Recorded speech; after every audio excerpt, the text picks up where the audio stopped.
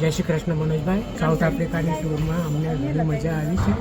મેં આગળ તમારી સાથે સાઉથ અમેરિકા આવ્યા છે એટલે અમને ખબર છે.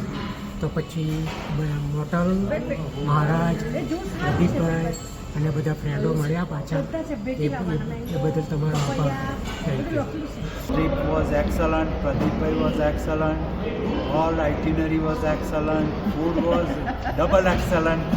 And the hotels were good. And hotels, all you said 4-star, but we can give you 5 or 6 stars.